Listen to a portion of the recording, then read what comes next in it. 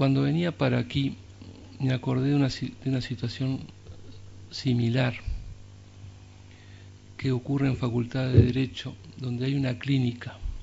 Esa clínica atiende a desposeídos en aspectos de familia, de circunstancias de dificultades sociales, que termina con el juicio y una sentencia. Lo que no hay es una continuidad para resolver definitivamente el problema de esa mujer golpeada, de ese divorcio un poco violento y que alguien ganó el juicio y quedó ahí. Esta situación es, por un lado, muy linda porque estamos encarando un problema nuevo, hay muchas esperanzas, y por otro lado tiene que haber una esperanza para que esto no suceda más, porque la solución tiene que venir de la sociedad y no que haya detrás de esto como una especie de discriminación. ¿Por qué tenemos que hacer fuerza para insertar a aquel que estuvo por un tiempito fuera de la sociedad? Eso por un lado. Por otro lado, en la problemática del trabajo y la educación. Hoy se habla de educación continuada. Lo cierto es que la OIT, la UNESCO, todos los estudios apuntan a que cada vez va a haber menos gente trabajando y trabajando más. Muy distinto a lo que nos decían, por ejemplo, cuando yo era chiquito, que me decían, no, el hombre apunta que va a trabajar 4 o 5 horas. Experiencias europeas y demostraron que aquel que es capaz, cuando se pasa a regímenes de reducción horaria y todo eso, consigue un segundo trabajo. Y lo que pasa es que mucha gente va quedando fuera del mercado laboral. Eso que se nos hablaba de un desempleo tecnológico o coyuntural, por momentos nos deja la duda si no se convierte en algo estructural.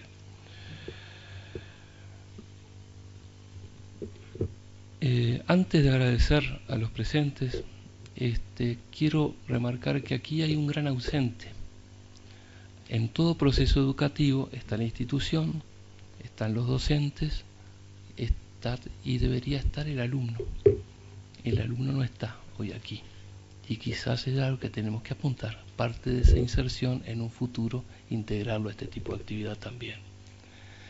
Y voy a terminar para agradecer en primer lugar al comisionado, a la representante doctora Paisé, y al director del patronato en primer lugar, y a todos ustedes, docentes, estudiantes e involucrados con la temática.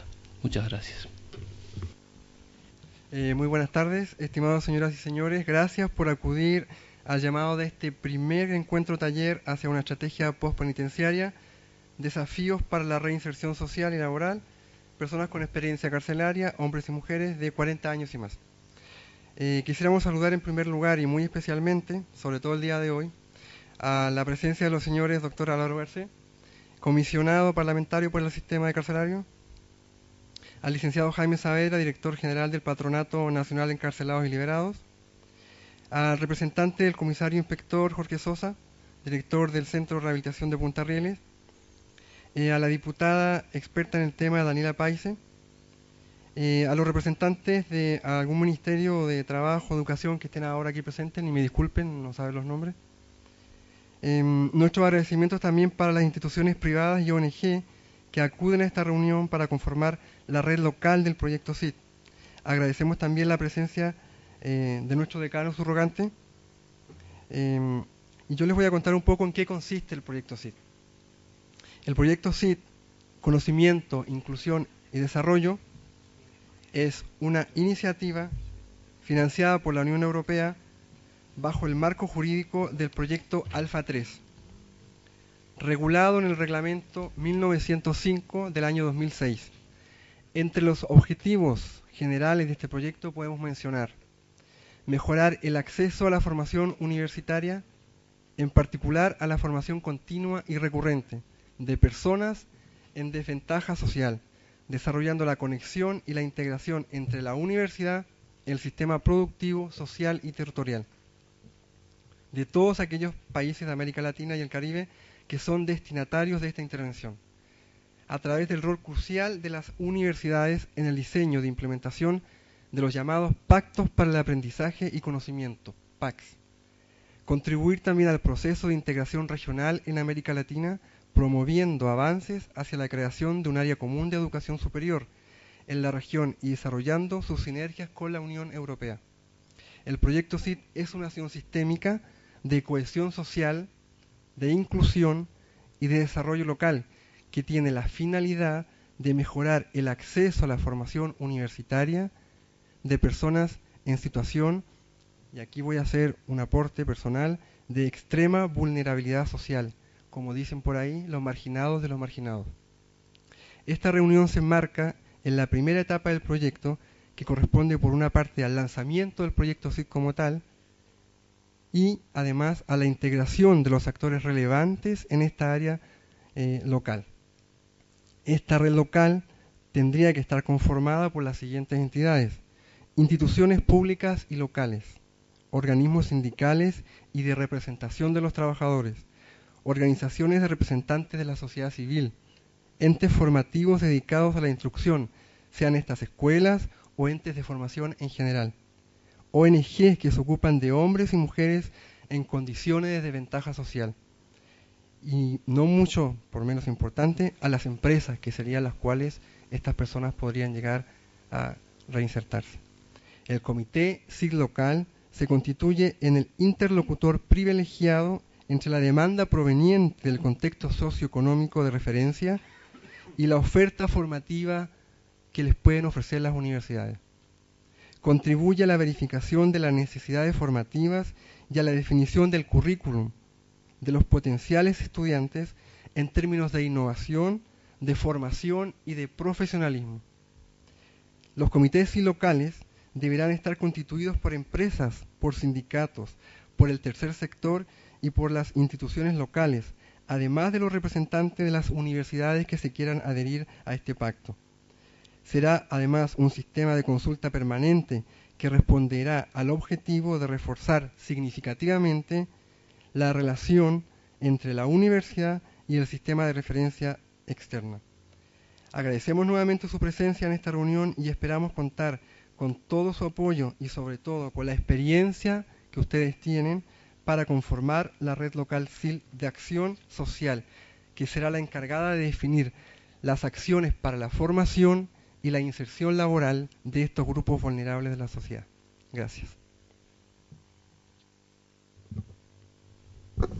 En primer lugar, agradecerles a todos el haber concurrido en un día tan especial como hoy, donde parece que las hadas no han estado de nuestra parte.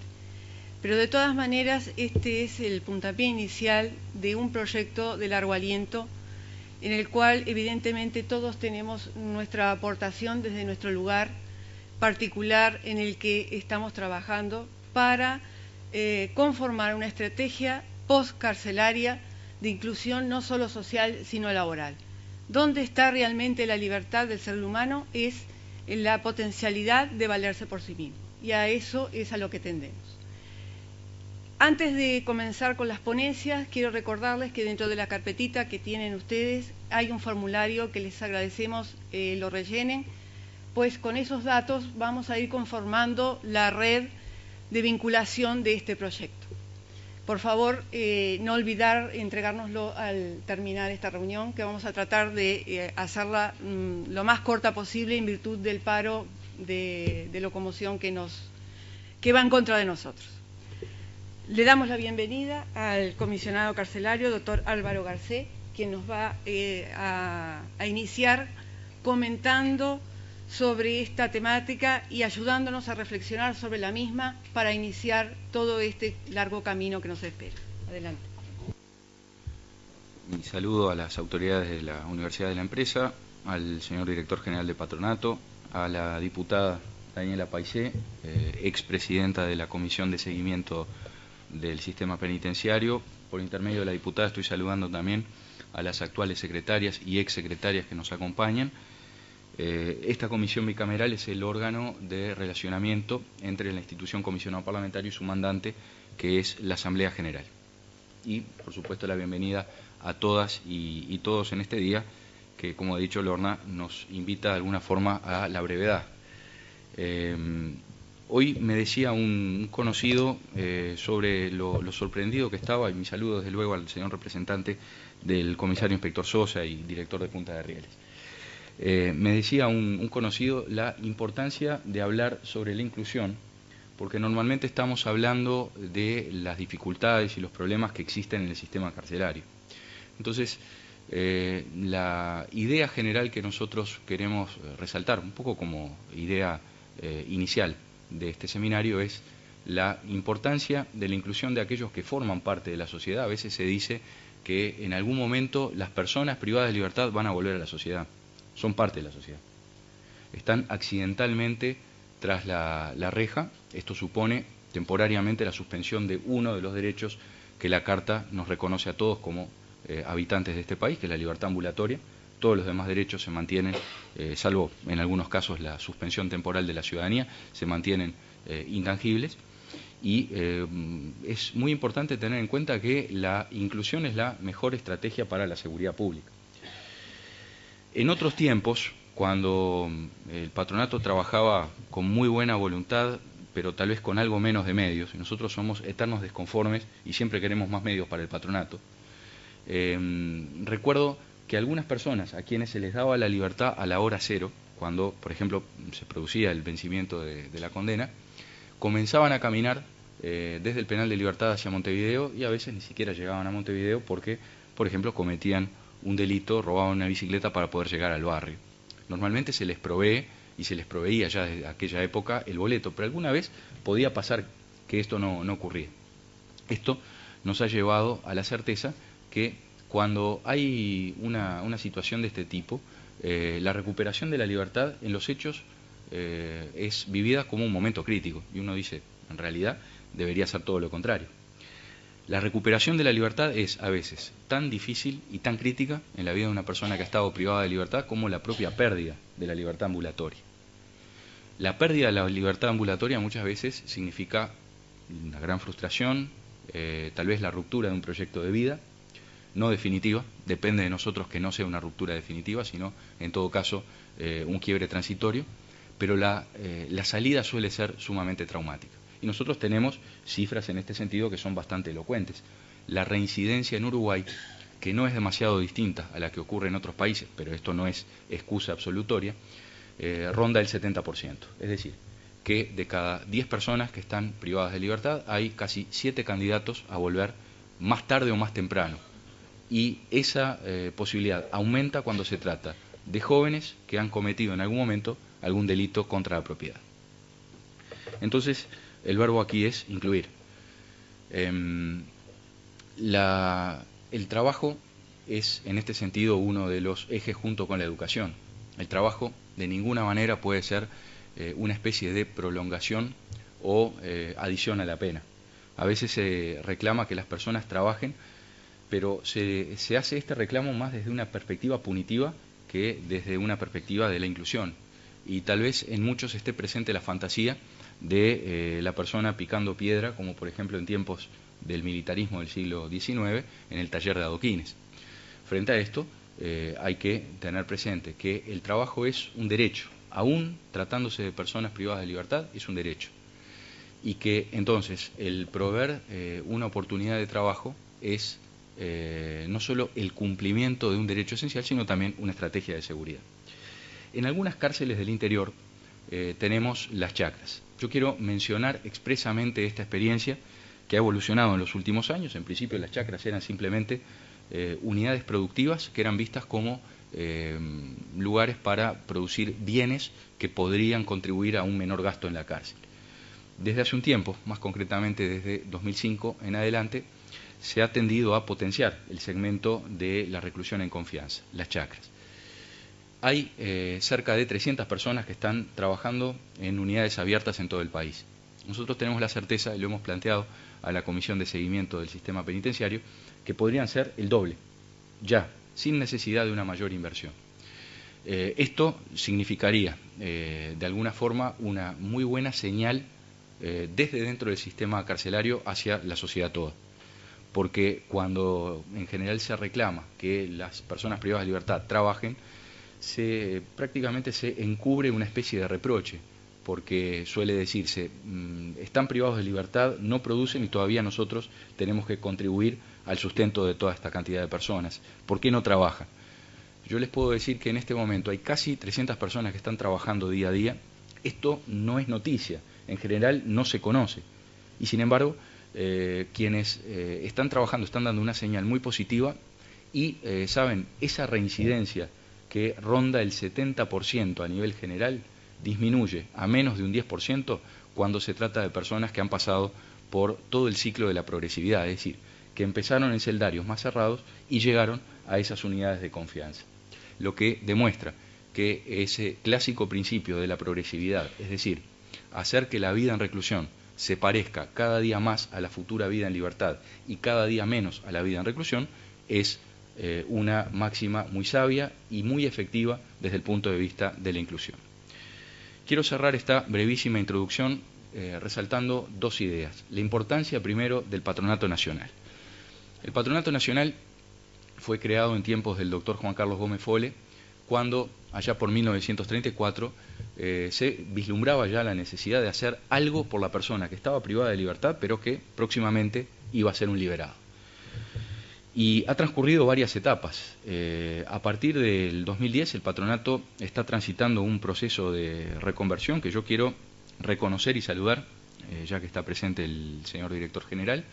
El patronato ha realizado una serie de convenios que apuntan justamente a la inclusión. El patronato está trabajando desde adentro de la cárcel para el momento en que la persona llegue a esa crítica instancia de la recuperación de la libertad. Estos convenios, que son hoy realidad, creo que van a dar sus resultados más visibles para toda la ciudadanía en muy poco tiempo. Algunos ya son realidades tangibles, pero los demás serán más visibles próximamente. Por lo tanto, la primera idea que quiero remarcar en este cierre de la introducción es la importancia del patronato. El patronato fue pensado en el siglo XVIII por un clérigo, el padre Howard, que de alguna manera marcó el camino de la humanización de las prisiones. En Uruguay el patronato fue creado en la década de 1930 y hoy está transitando un saludable proceso de renovación que apoyamos decididamente. La segunda idea, la importancia de trabajar en red en favor de la inclusión. Hay muchas personas que están trabajando en torno al sistema carcelario o dentro del sistema carcelario. El problema es que existe una gran desconexión de buenas intenciones. Hay mucha gente muy bien intencionada que hace más de lo que puede y más. Y sin embargo, a veces nos cuesta conocer lo que está realizando el otro, nos cuesta tener esa buena coordinación para sumar. Creo entonces que esta convocatoria es muy, muy inteligente y por eso es que la hemos apoyado decididamente.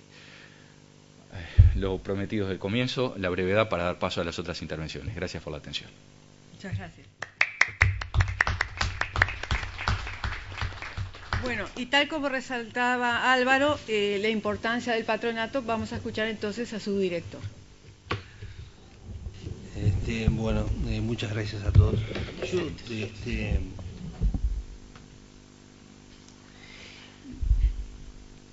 quisiera empezar más con un contenido filosófico que práctico. A mí me parece que todos los uruguayos, y así lo estamos tratando de vivir desde el patronato, tenemos que hacer un esfuerzo importante por recuperar la rebeldía. En el sentido de que tenemos que darnos cuenta de que hay cosas que definitivamente tenemos que superar y que resolver positivamente. Y una de estas cosas es la ecuación del sistema penitenciario. Y pelear a brazo partido cada cual desde su lugar, pero con mucho calor en el corazón, porque tenemos la certeza de que al final del camino, si resolvemos la ecuación del sistema penitenciario, todos los uruguayos vamos a ser un poquito mejores y vamos a tener un Uruguay más integrado, más justo, más seguro en el entendiendo como seguridad la convivencia armoniosa. No puede ser que un país como el nuestro, de 3 millones de habitantes, tenga 9.000 personas privadas de libertad en condiciones infrahumanas, 82% de las cuales están entre los 18 y los 29 años. No puede ser, no nos podemos dar ese lujo. Y yo sé bien, porque recorro todos los días los rincones más inhóspitos del sistema, del mismo modo que mi amigo Álvaro, que esos 9.000, una buena parte provocaron mucho dolor, y dolor irreparable. Pero también tengo la certeza de que muchísimos de ellos llegaron ahí porque estaban condenados desde el nacimiento. Y todos sabemos que esto es así. Entonces, de algún modo, creo que la tarea colectiva por excelencia a los que estamos vinculados, que tenemos los que estamos vinculados al sistema penitenciario de uno u otro modo, es como refundar la utopía. Nosotros podemos contribuir decididamente a que el Uruguay sea un poquito mejor de lo que está siendo al día de hoy. El segundo aspecto que yo quiero marcar, retomando algo de lo que Álvaro decía, es lo siguiente. No sale en la prensa, pero los uruguayos hemos dado 2 pasos bien importantes. Y los uruguayos todos, por lo menos de todos los uruguayos que nos sentimos representados por esta casa, por el Parlamento, porque todos los legisladores de todos los partidos votaron por unanimidad 2 cosas. La creación del Instituto Nacional de Rehabilitación, que nos va a permitir por primera vez en el Uruguay, si hacemos las cosas bien, tener un sistema penitenciario y no como hasta ahora que tenemos 19 subsistemas. Y una segunda cosa muy importante hemos resuelto los uruguayos, que es separar la policía del sistema penitenciario formando operadores civiles. Porque, digamos las cosas como son, yo trato de decir por lo menos como las visualizo con total honestidad, lamentablemente en el Uruguay la policía ha sido parte del problema del sistema penitenciario.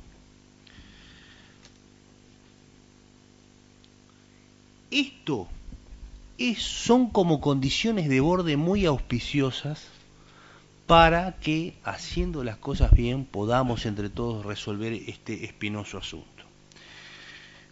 Yo,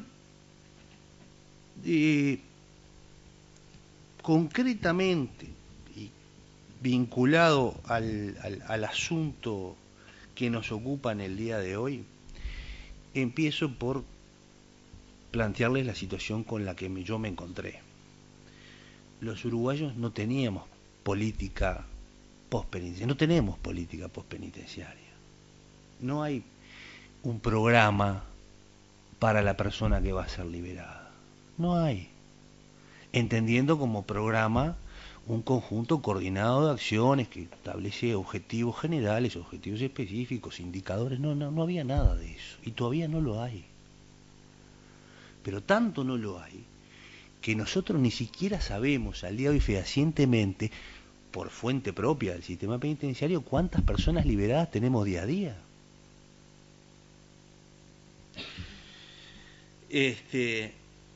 Entonces, si ni siquiera sé cuántos liberados, aun cuando yo tengo la boca, es la llave de la salida, si ni siquiera sé cuántos salen, ¿cómo voy a tener política postpenitenciaria?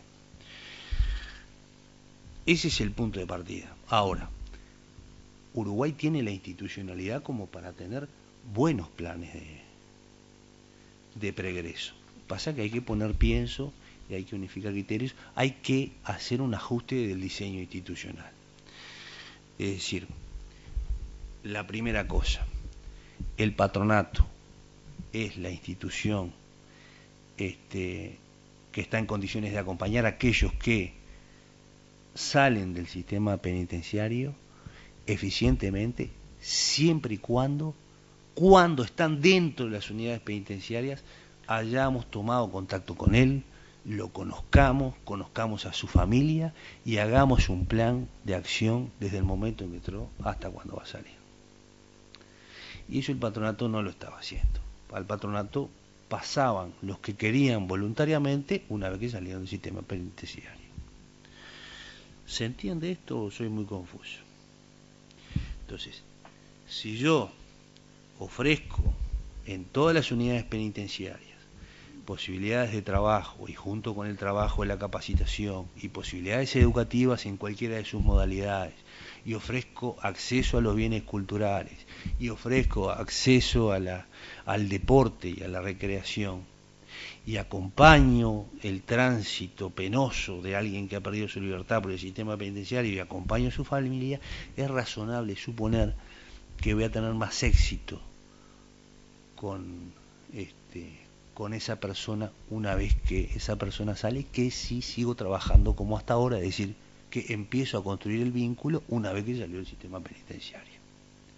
En realidad, como contaba Álvaro con cifras, nos ha ido muy mal así. 7 de cada 10 reinciden y reinciden en con un delito peor al que entraron por primera vez. Y además yo creo que si miramos en la zona metropolitana, la tasa de reincidencia debe ser mayor. Bien, yo en aras de la verdad, esta es un poco la filosofía, no quiero aburrirle con una cantidad de detalles que vienen al caso, pero voy a tratar de ser breve. Estoy preocupado por dos cosas y estamos trabajando en dos cosas bien concretas. Vamos a dar, se podría dar toda una discusión, pero vamos a dar por bueno de que los uruguayos hoy no tenemos un problema de orientación. La orientación es correcta, hay que respetar lo que la Constitución manda, lo que la ley manda, y punto y aparte. Vamos a construir progresivamente el Instituto Nacional de Rehabilitación, vamos a tener operadores civiles que van a estar capacitados para la rehabilitación, está bárbaro. Pero tenemos un problema de ritmo, el Estado uruguayo es lento. Entonces, hay un primer problema de diseño que yo entiendo que afecta al patronato y que afecta al Estado todo, pero en particular al patronato, que es que los tiempos y las urgencias que tiene el sistema penitenciario no se condicen con los tiempos que el Estado tiene. Entonces nosotros estamos trabajando con la jurídica del patronato, la jurídica del ministerio, jurídica de presidencia y con la asistencia de un estudio privado que gentilmente nos está colaborando con nosotros y que nos acercó Álvaro, en la reconversión de la figura jurídica del patronato para que conserve los atributos buenos que da ser parte integrante del Estado, pero con cierta flexibilidad para poder responder con más rapidez. Eso es un tema de diseño bien importante y que tiene que ver con la vida cotidiana de la gente. Nosotros hemos hecho muchos convenios y hemos conseguido en un año un monto muy importante de dinero que va a modificar positivamente las condiciones de vida de la gente, que es lo que es el objetivo último. Un ejemplo concreto para que se entienda lo que quiera decir. 150.000 euros nos da la Unión Europea para un proyecto socioeducativo laboral en la unidad penitenciaria de Soler. Estamos ya ejecutándolo. Cuando yo meto los 150.000 euros en la cuenta del patronato para contratar un administrativo, si me arma un lío de órdago, tengo que pasar 6 meses para contratar un administrativo. Y así es muy difícil funcionar. Si yo tengo que comprar por encima de los 114.000 pesos, tengo que ir a licitación abreviada. No me acuerdo bien, no soy contador ni lo quiero ser, pero los contadores me lo señalan todos los días. No hagas esto porque vas preso. Entonces así es muy complicado.